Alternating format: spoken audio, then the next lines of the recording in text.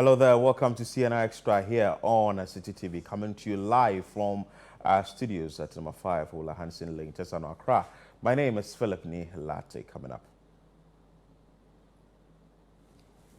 Bank of Ghana denies exaggeration of new headquarters costs amid procurement allegations.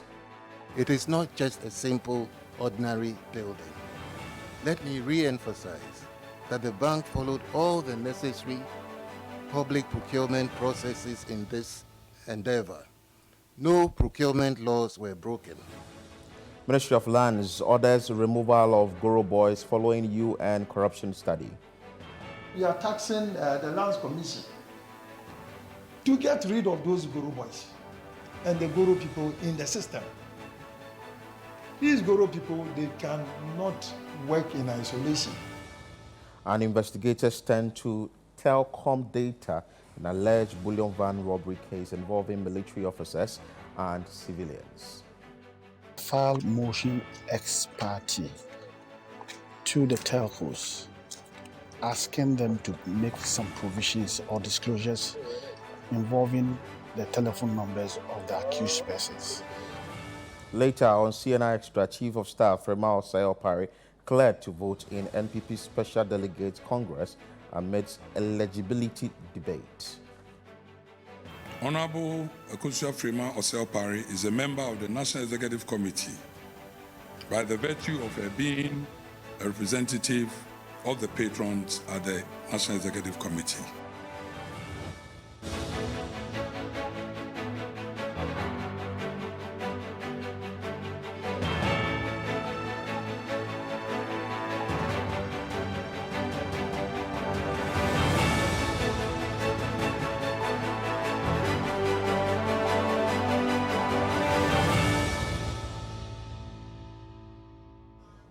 Once again, you're welcome to CNR Extra here on Citi TV. You can join us with your thoughts, submissions, and comments via WhatsApp line 0204447033.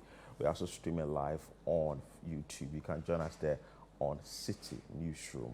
Nila Tilate, welcome to the show. How are you doing, my brother? I'm well, Philip. How are you? I'm doing great. Be here. Yes. Let's bring you the very first story, and that has to do with the Bank of Ghana. It's denying the exaggeration of the new headquarters or head office costs amidst procurement allegations. Let's bring you that insight.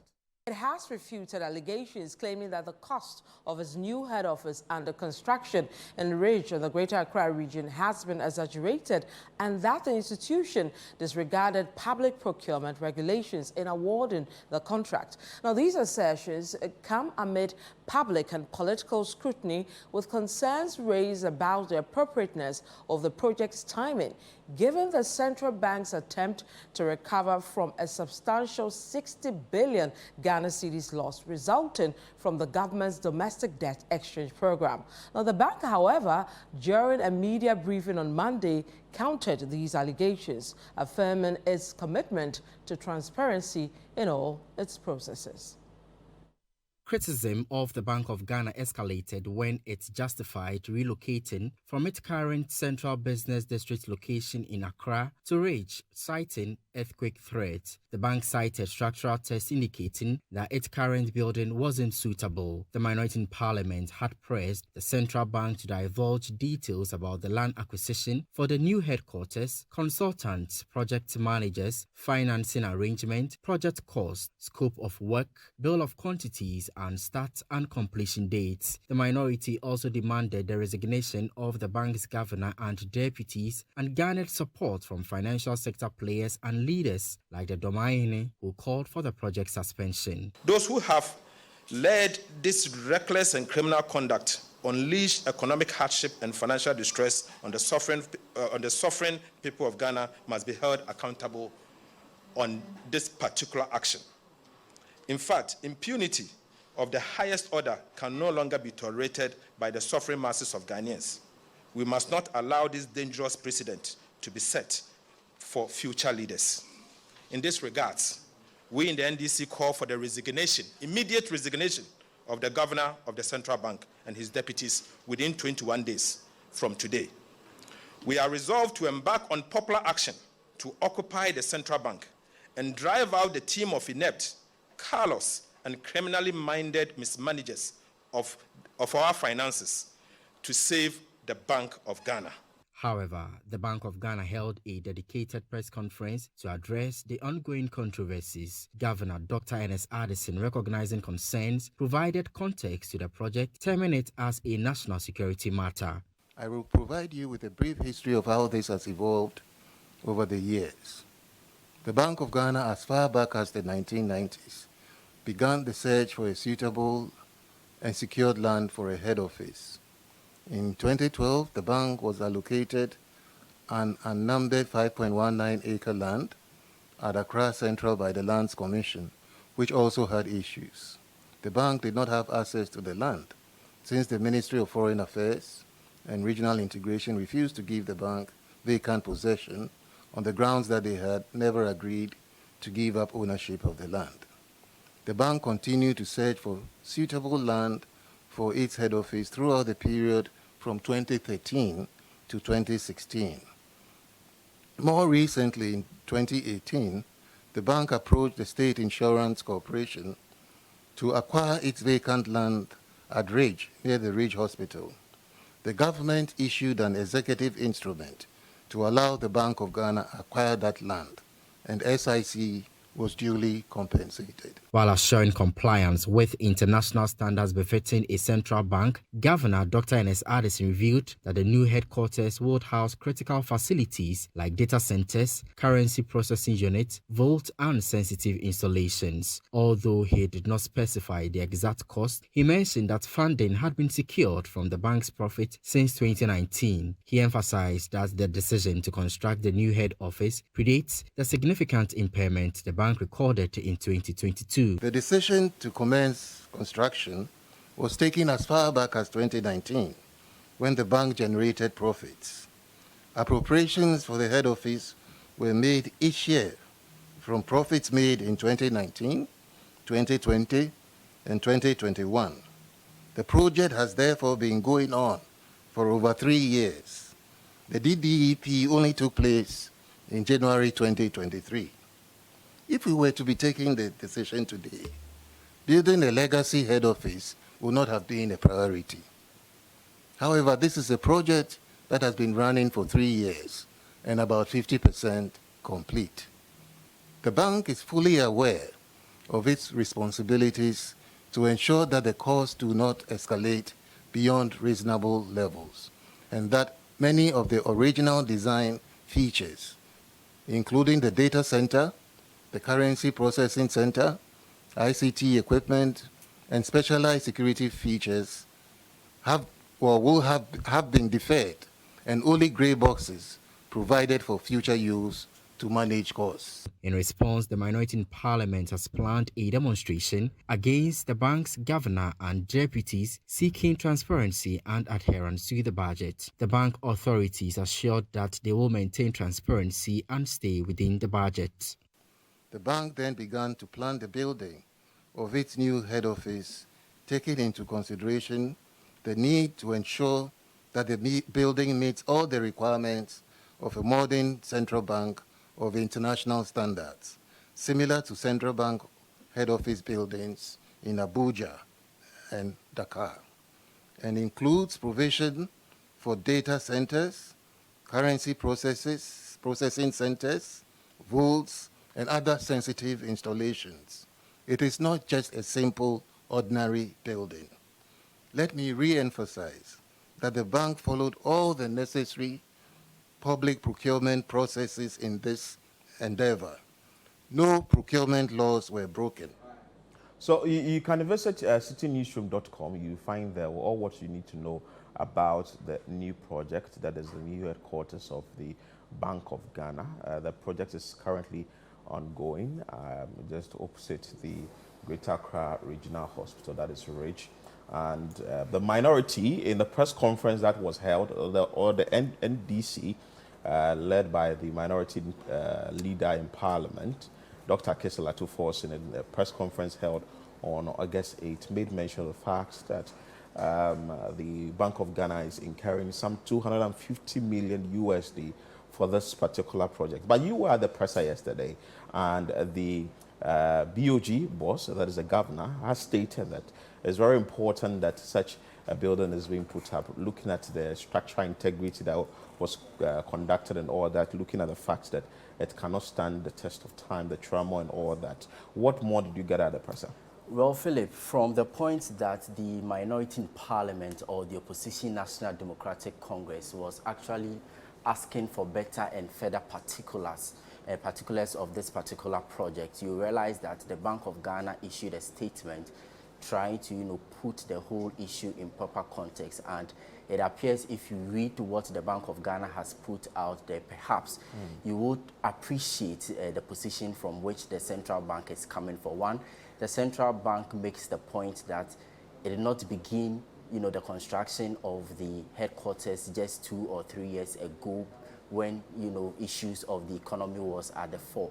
But this particular construction goes as far back as in 1990 when they began a search for, a site for the construction of, a new headquarters. But between 1990 down the line, they realized that they were struggling to get land. They tried to get one around the Lands Commission in Accra, but the Ministry of Foreign Affairs did not release the land to them. And then between, 2011, 2012, thereabouts, the search intensified when the board of directors of the bank actually realized that the structural integrity of the building that currently houses the central bank is not fit for purpose. The building is not fit for purpose. So they got a land around Ridge, and then construction began. And the Bank of Ghana boss actually admits that if the need for the construction was actually happening now, it wouldn't have been a priority because of the kind of challenges they are facing as a central bank. But funding for this particular project has actually been, released based on the fact that they made huge profits in 2019. And so that is where the funding is coming from. I think the only disservice that the Bank of Ghana is doing as far as this controversy is concerned is the fact that it has not put, a specific cost as to how much the Bank of Ghana is using for this particular project. If you read a statement from the Bank of Ghana, the only time the central bank mentions an amount was when the Public Procurement Authority revised the cost of the project from $100 million to $81 million. And the bank says that that was not without any justification. Okay. And so that is the only time the central bank mentions a figure as to how much this project is going to cost. And so they have not provided explanations to the variation cost that the minority is alleging, which has actually increased, the amount from the initial $81 million to the $250 million that they are alleging now. And I think that is where the Bank of Ghana should come clear on. Because, well, when you talk about the issue of no procurement, which is, they said they use, single source procurement, which is not actually wrong. If the public procurement is satisfied with the kind of contractor, this contractor, we understand multi-clad, that's fair. And if you say that the sum has not been bloated, why is the minority saying that you are spending $250 million?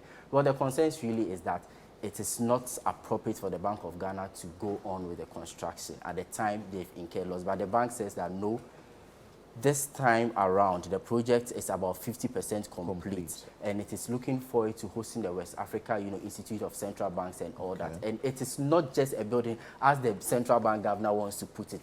He outlined some of the components of the project, saying that, and even says that some of the, cost projects or the project has been, put on hold, and then they are looking at grey boxes for the interim. So I think if the Bank of Ghana is minded to settle the dust and also ensure that everyone is clear, they should just provide us with the exact cost this particular project is going to cost. And that is, for me, that will settle the issue. Settle the issue, and then we'll see where the money, because they've already threatened that they are going to hold a demonstration against the Bank of Ghana. When they held a press conference on August 8th, they said that the minority or the NDC is giving the Bank of Ghana, that's the governor, some 21 days to leave office. As we speak now, there's some 7 days more left for the 21 days to elapse. But we hope to see what the NDC or the minority is going to do concerning this particular issue.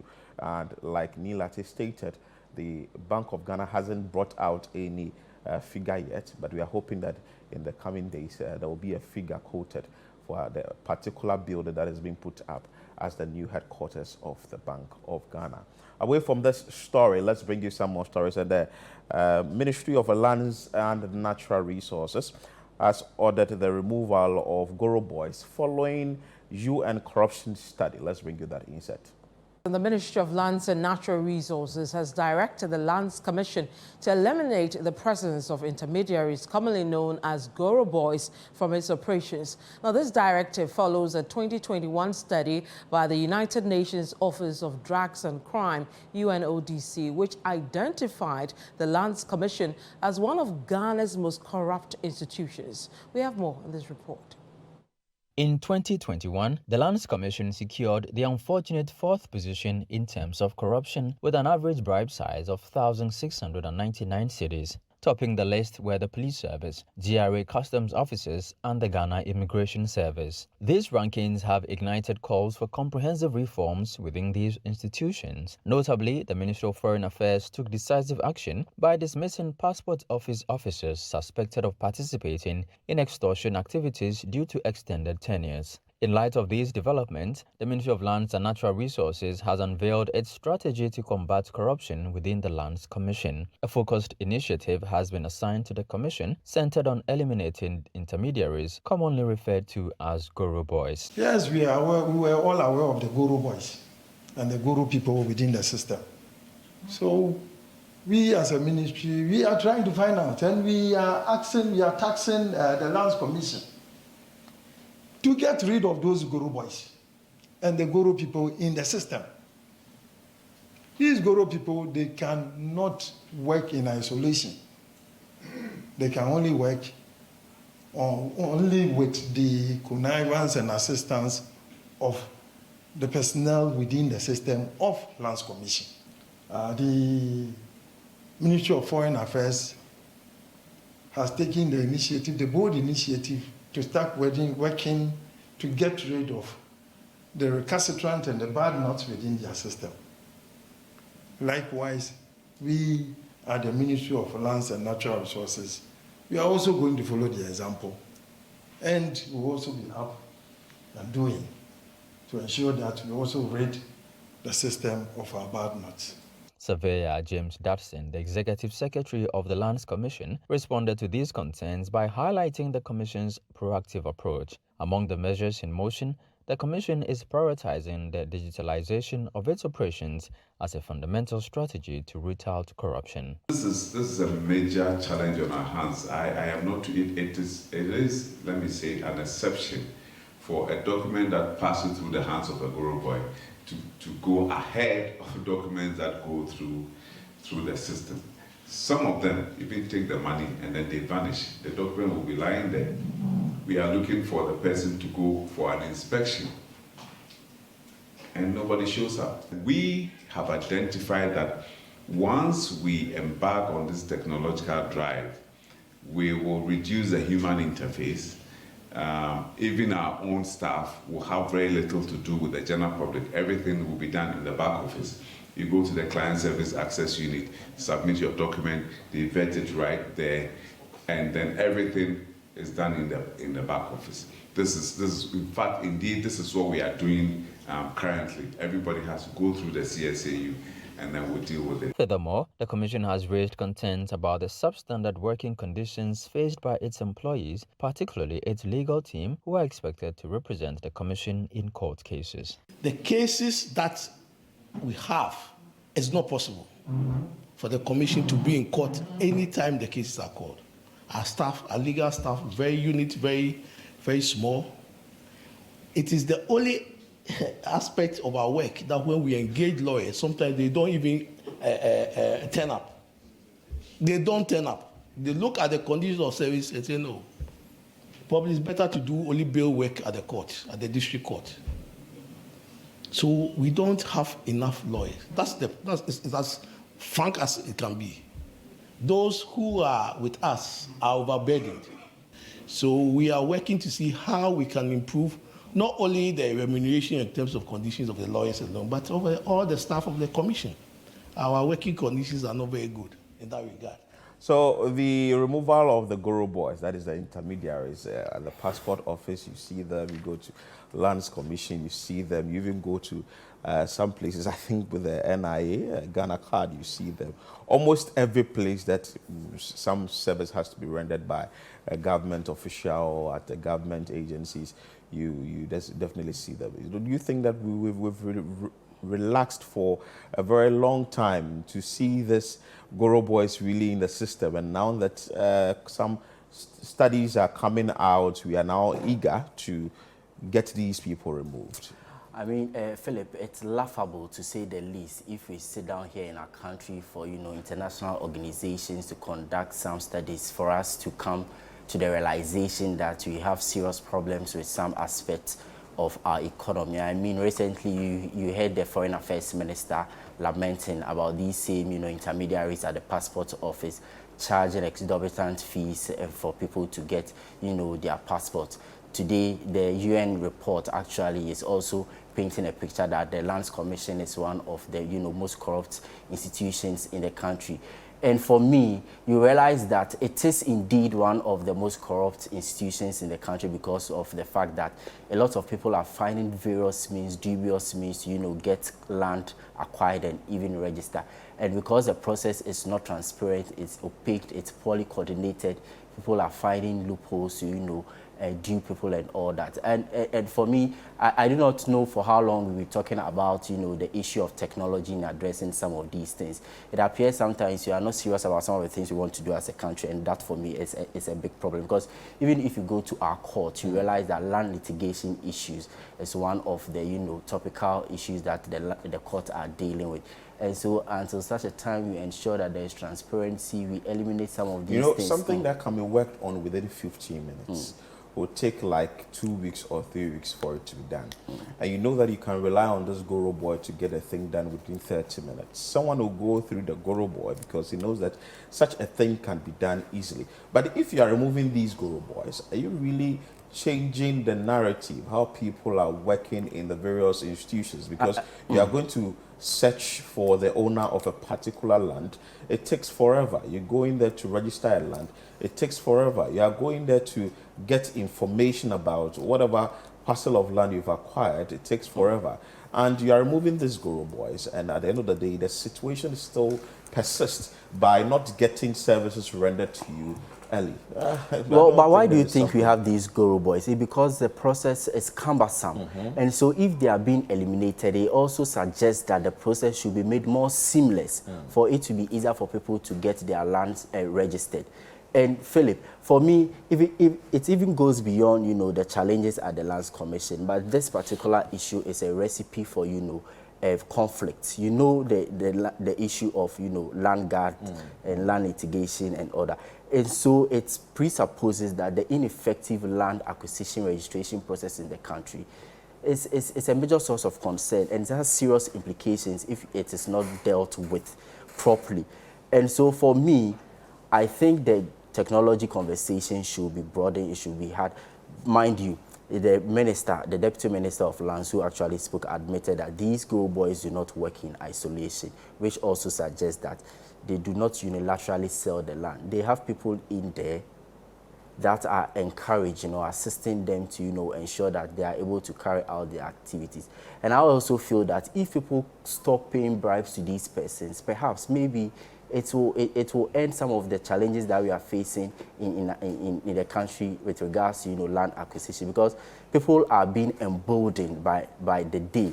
People say that, well, all you need is your money. Just get somebody, pay. And sometimes even the lands that are actually registered legally, there are people who go in there, manipulate, tamper with their records, and then people's lands are changed. The ownership is actually changed without their knowledge. So you think that you ensure that there was proper due diligence, you acquired the land, only for you to get to know later on that the records have been changed. How did it happen? So some of these, it's not just about the Goro boys, but it's about finding a fine balance between these intermediaries and also persons who actually work at the Lands Commission.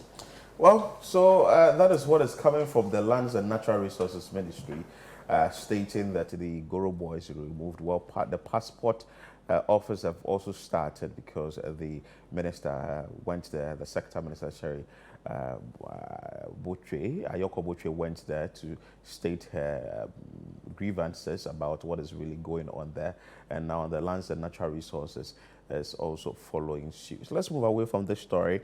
And the Natural Food Buffer Stock Company is making plans to settle outstanding debt of 15% that were made in 2022. The suppliers weren't paid. Let's bring you that insert. The National Food Buffer Stock Company says it is making plans to settle the outstanding 15% arrears for supplies made for 2022. This comes at a time the company has been struggling to settle debts owed over 200 food suppliers. The suppliers at a point picketed at the premises of the Buffer Stock Company in protest of the situation. Briefing journalists at the midst of the press engagement, the Chief Executive Officer for the National Food Buffer Stock Company, Abdul Wahab Hanan, said about 2.6 million cedis has so far been paid to suppliers between 2017 and 2022. The press engagement for the National Food Buffer Stock Company aimed to provide an avenue for addressing the public regarding the myriad of challenges affecting its operations. A significant concern is the outstanding payments to the over 200 food suppliers, resulting in arrears. The company acknowledges a debt of approximately 3 million Ghana cedis to contractors for the academic years of 2022 and 2023. These are payments of businesses done between us and our license suppliers. And it originates from the year 2017 to 2022. So out of that, how much we owe suppliers is what is currently happening in the system that has even resulted in the picketing. But right after the picketing, government has released money for the arrears of the suppliers, and we have paid them 85% of how much we owe them for the year 2022. We don't owe suppliers any year, any arrears, but 2022, and then what is happening currently, the suppliers that is ongoing now in 2023. So 2.7 billion has been paid so far, and what is left now to pay suppliers is less than 30 million Ghana cedis. In addition, the CEO of the Buffer Stock highlighted the organization's commitment to ensuring food security. To this end, an additional 60 warehouses have been put in operation. Of course, construction sometimes comes with some challenges and delays, and you may not be able to get it how you want it. Thank God, out of the 80, 60 is ready for use, and the rest of the 20 is in various stages of construction, completion. Some are from 90%, some are even completed. Or what is left is the equipment to be installed, because it comes with dryers and then a generator, standby generator. So without some of these things, you cannot commission the warehouses. But of course, the Honorable Minister for Food and Agriculture has taken it upon himself. He has gotten the report.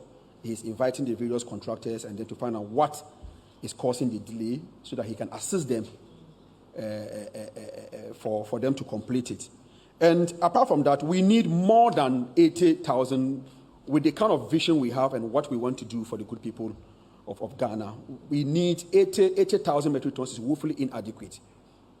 We are talking about millions. We have not just warehouses, but silos for long-term storage. It was also announced that the disbursement of the second installment of funds is scheduled to commence on Tuesday, August 22. We won the 2020 elections, and the new board of directors was sworn in. The first task was to, come up with a 5 years strategic plan. We went on a retreat with various stakeholders from Parliament and from other, Agri Select Committee and Cocoa Affairs. The strategic plan is in the stage of, fine-tuning. And of course, we also want to launch it together with PFJ Phase 2. Like I said, it is in this stage of fine-tuning. We are almost done with it. The consultants have done their work. We have distributed copies to stakeholders for them to look at it and then have their final inputs. Then we can finalize it and then launch it. So weeks ago, these suppliers went to the Buffer Stock Company Limited premises to demand what is owed them. They were there for 3 days continuous before they had some intervention coming from the Minister for Agriculture, Brian Champon, stating that government is going to pay them. Fast forward, 85% has been paid, 15% left more to be paid for the 2022 arrears before they'll move to the 2023 arrears. But I think they should take their word for it for the payment. Well, if you look at how this story also unfolded weeks ago, and today we are learning that about 85% of the arrears for 2022 alone has actually been settled. I think it's significant progress. Yeah. And so we want to say that the Buffer Stock Company Limited will make good its promise and also settle the remaining 15% for, these suppliers as it strategizes to make payments for, the year 2023. And I'm sure that if that is delaying, the food suppliers will definitely come out to state their displeasure about what is happening. You are still watching CNR Extra here on Citi TV. Still to come. Chief of Staff Frema Osei-Opare cleared to vote in MPP Special Delegates Congress amidst eligibility debate. Kindly stay with us. We're back with more stories.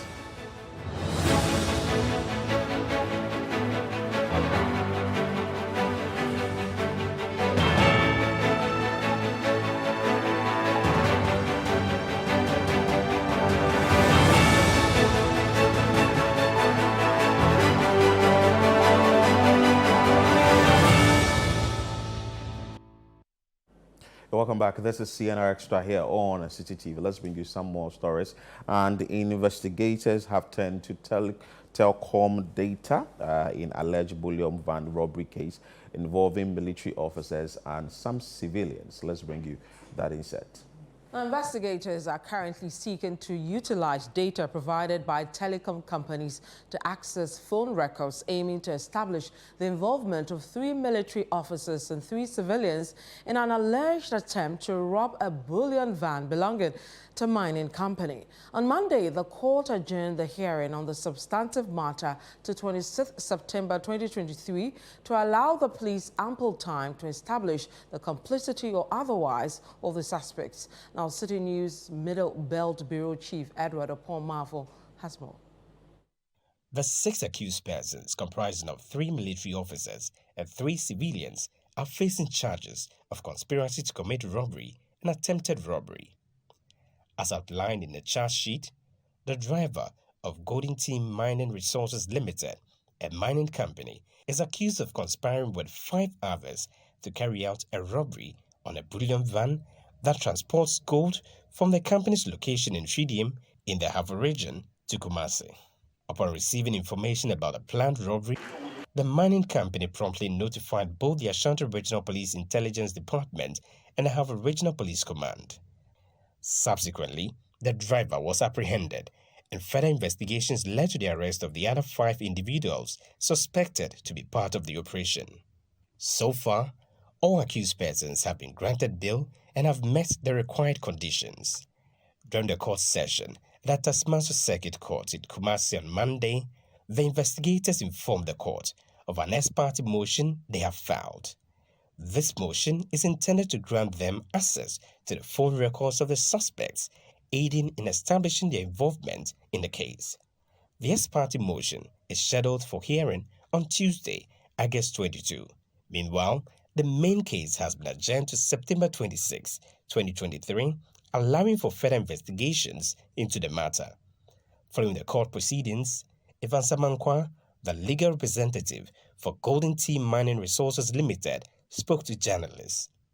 The prosecution indicated to the court that they have filed motion ex parte to the telcos, asking them to make some provisions or disclosures involving the telephone numbers of the accused persons.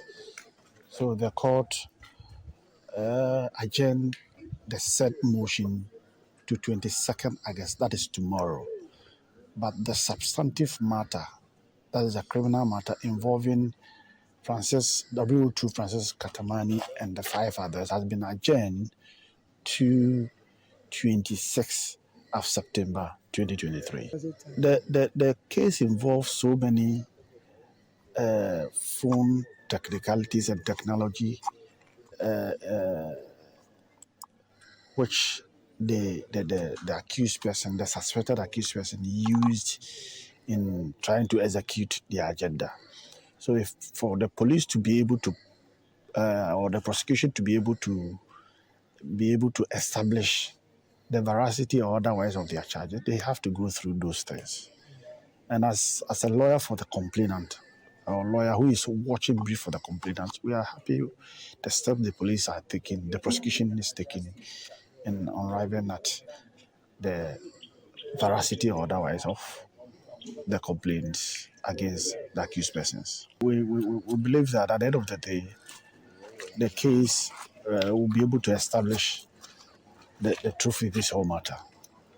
And your clients are insisting that based on what they know that there was some kind of conspiracy to rob the billion van. Is that the case? Of course, we wouldn't have made that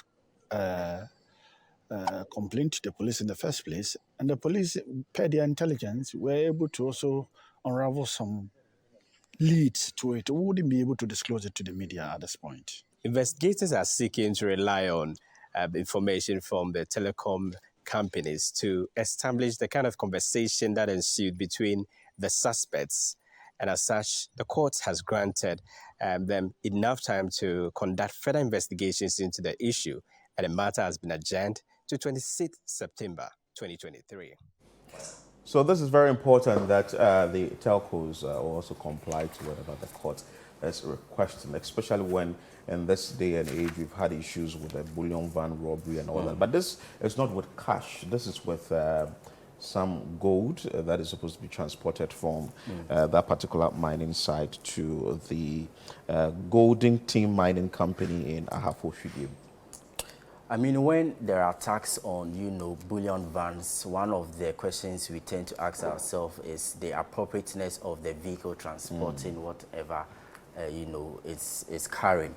And so if this time around the vehicle in question is the appropriate one and it appears that the person's mandated by law to provide, some form of security and safety are the ones being accused of, attacking in this particular robbery incident, it really raises a lot of questions about the integrity of some of the men in uniform. And if you look at this particular story, you realize that it took the arrest of the driver of that particular bullion van for him to reveal the identities of, the other culprits in this regard. So I just want to say that I hope that the investigations will not be compromised, looking at the fact that the court has actually resorted to, information from the telecommunication companies to ensure that the investigations are carried out through and through to ensure that if these soldiers are actually complicit in this attempted robbery, they are made to face the full rigors of the law. Because it's quite worrying to hear that security agents are actually perpetrating this form of, heinous crime, trying to make away with a shipment of gold belonging to a gold firm somewhere in the Ahafo region. Rightly so, and we would make sure that we follow this story keenly, especially when the case has been adjourned to September 26. Away from this story, and the Chief of Staff, Frema Osayopari, she has been cleared to vote at the NPP Special Delegates Congress. That will be happening on the 26th. The Presidential Elections Committee of the NPP has confirmed the eligibility of the Chief of Staff, Frema Osayopari, to vote in the party's Special Delegates Congress on August 26th. Now, Alan Chairman's campaign raised concerns over the Chief of Staff's qualification as a delegate. However, the party says Frema Osayopari qualifies to vote, citing a role as patron of the Executive Committee. This report has more. The New Patriotic Party is set to conduct its Special Delegates Congress on August 26. The Special Congress is intended to whittle down to 5 10 flag-bearer hopefuls contesting to lead the party into the 2024 general elections. As part of the processes towards the August 26 polls, the party made available the electoral register containing approximately 900 delegates list to the candidates. Following this, the Alan Chematin campaign, in a letter to the party, expressed reservations about the eligibility of Chief of Staff Freeman Osei Opare as a delegate. But at a press conference in Accra, the Presidential Elections Committee confirmed the qualification of the Chief of Staff. To uphold the highest standards of transparency, we distributed the Provisional Voters Register to aspirants and encouraged a comprehensive review to identify and report any discrepancies.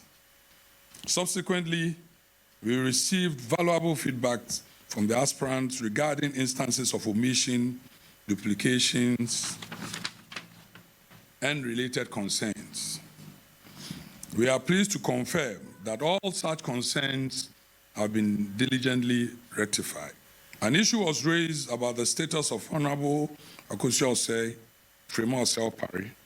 Per the records of the party, Honorable Akosua Freeman Osei Opare is a member of the National Executive Committee by the virtue of her being a representative of the patrons at the National Executive Committee.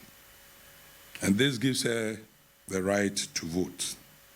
The NPP has also assured its preparedness to conduct the Special Delegates Congress. Voting will take place from 9 a.m. to 1 p.m.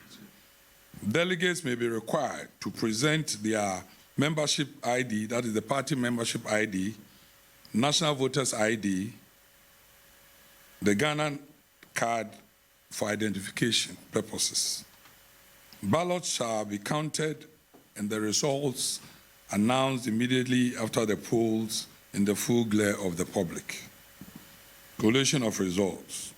Results will be collated at the Electoral Commission headquarters in Accra with the participation of aspirants and all their representatives. And the Electoral Commission will officially declare the results at the MPP headquarters, Asalam Down. The issue of vote buying has bedeviled Ghana's democracy in recent years. There's been reports of voters taking photographs of ballot papers as evidence to collect money from candidates.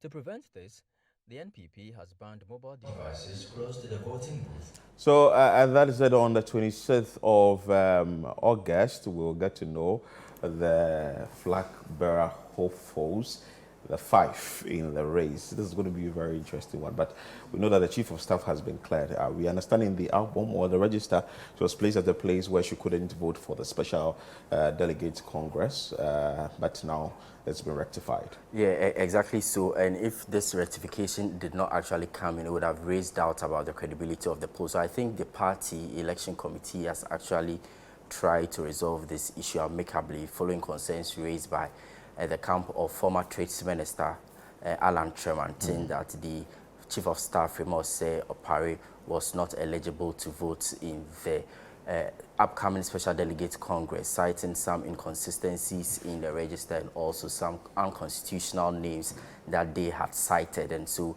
they raised those concerns for the party to address them, and actually it has happened. And so what we do know now is that the Chief of Staff, having been the patron of the National Executive Committee of the party, has the right to participate in the upcoming polls. Rightly so. You're still watching CNR Extra here on Citi TV. Still to come. Ghana Football Association presidential candidate Keto Kriku and George Freeway undergo vetting ahead of September 27 elections in Tamale. And stay with us. We're back with more stories.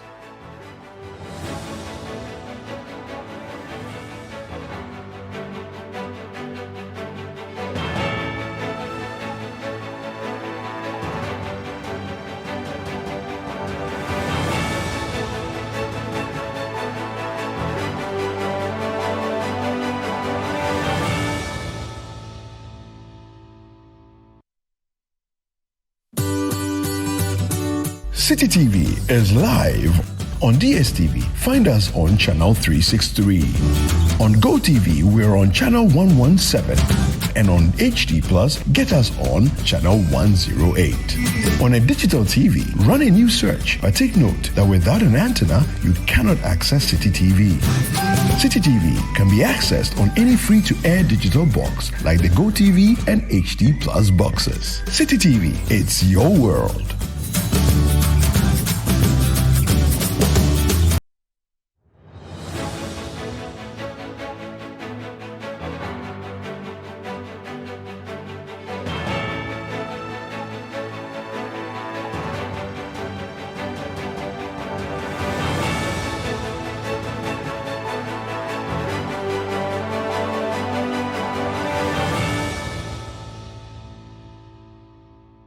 Welcome back. This is CNR Extra here on Citi TV. You can join us with your thoughts, submissions, and comment via WhatsApp line 0204447033. We are also streaming live on Citi Newsroom on YouTube. Let's bring you some more stories. And the Ghana Football Association presidential candidate, Keto Kreku and George Free, they are undergoing vetting ahead of the September 27 elections in Tamale.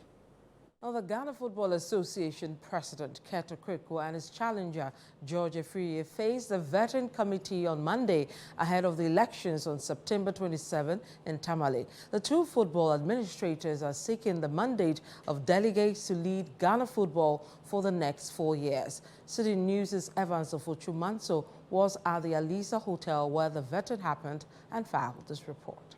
Football administrators faced the Ghana Football Association's vetting committee on day one. Presidential aspirants Keto Kreku and George Free heralded the list of personalities at the Alisa Hotel for the vetting. After a successful interaction, they both expressed confidence in getting the approval of the committee to be on the ballot paper on September 27.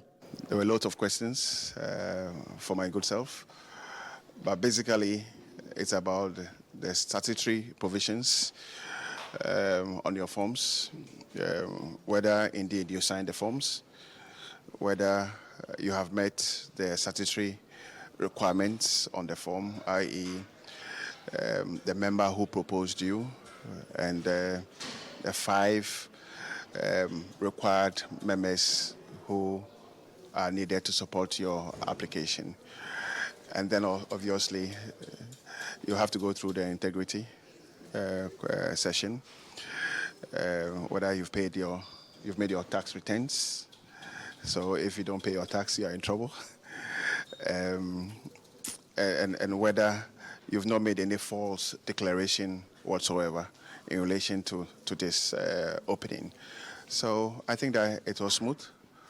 I'm very confident that given what I shared, I'll go through successfully, and then we'll be ready for the elections.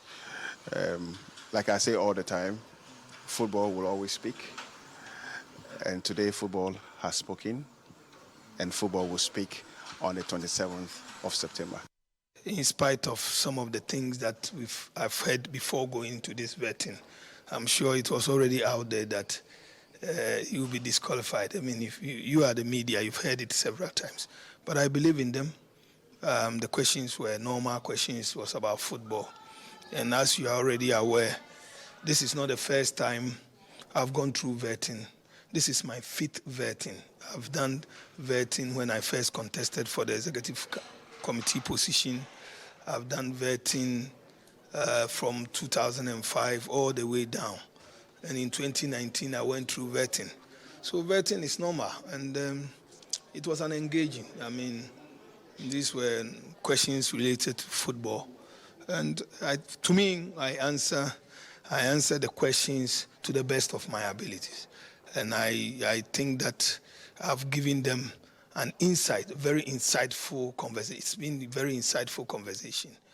And the rest is... So Keto Kreku is confident of winning, and also George Free is also confident of winning. Well, the vetting took place at the Alisa Hotel, and by Monday, August 28, we'll get to know the decision of the elections committee ahead of the September 27 elections for the Ghana Football Association. I say that the person who will be elected at the end of the day should be able to manage the Football Association very well, so that we'll be able to perform better when it comes to these tournaments that Ghana has been participating in. This looks like a very interesting, two-horse race between George Free and also the incumbent Keto Kriku.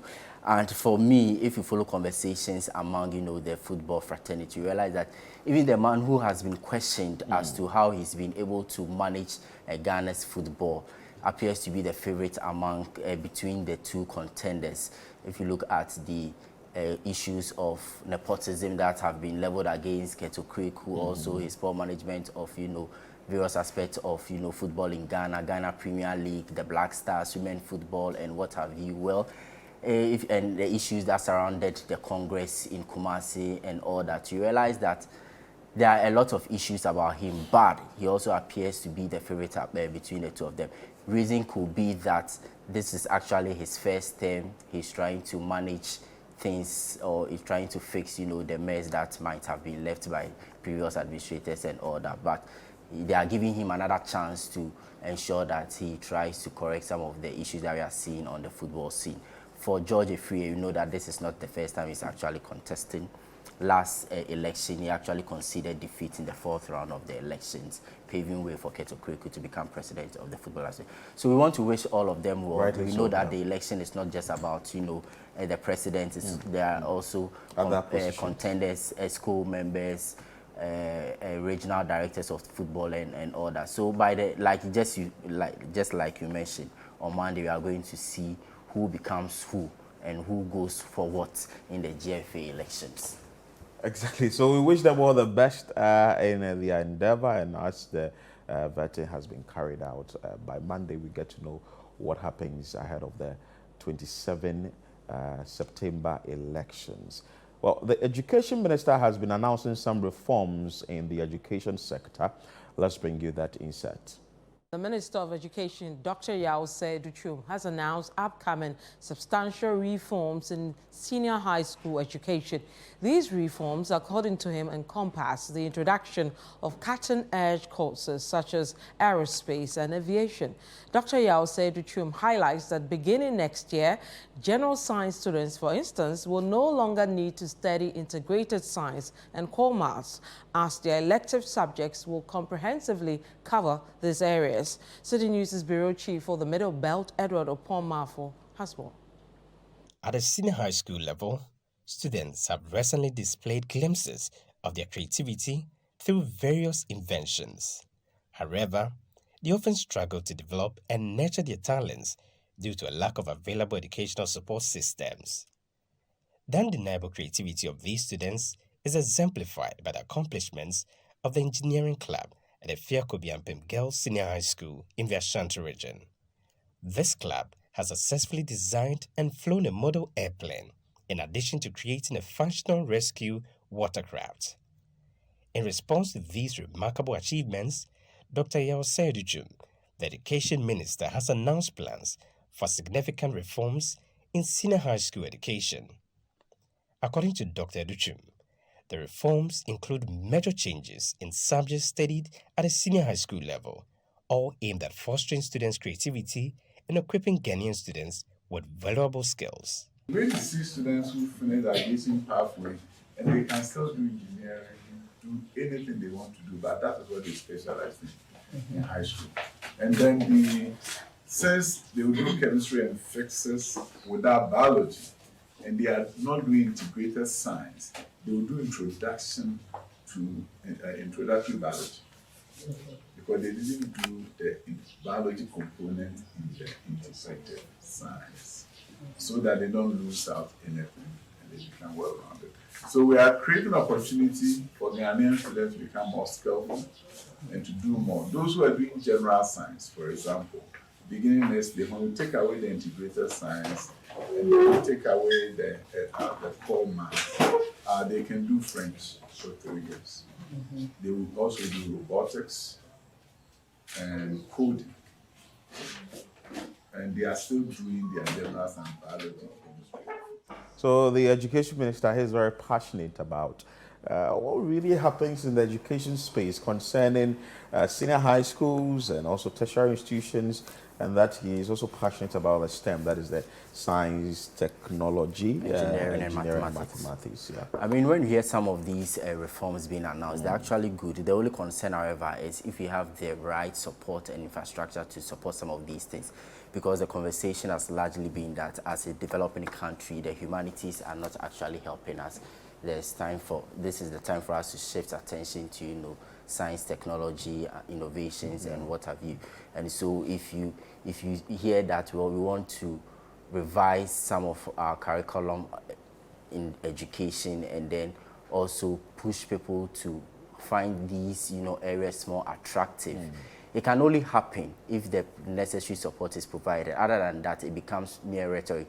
You may have heard that, well, the Kwame Nkrumah University of Science and Technology, for example, which was initially you know, set up to provide specific science and technology education, has over the years been, you know, adding humanities to it and all that. It tells you that sometimes we may mean good for some of these things, but perhaps the context may be different because we do not have the right logistics and all that. So I think it is good. You can also say that, well, in as much as we want to try to introduce these things, are we able to decentralize it, that it becomes like an extra curriculum activity? Are people able to add some of these things to the main things they learn in schools right from infancy, other than having to wait to get to senior high school or tertiary education before some of these things are introduced? So if parents are being supported to ensure that their children learn coding at a very tender age and all that, I think it will have more, you know, a telling effect on the outcomes of, you know, our education system. Well, thank you, Nila Telate, for your time, and many thanks to you out there for staying with us here on CNR Extra. This is how we end today's edition. My name is Philip Nilate, and keep watching Citi TV.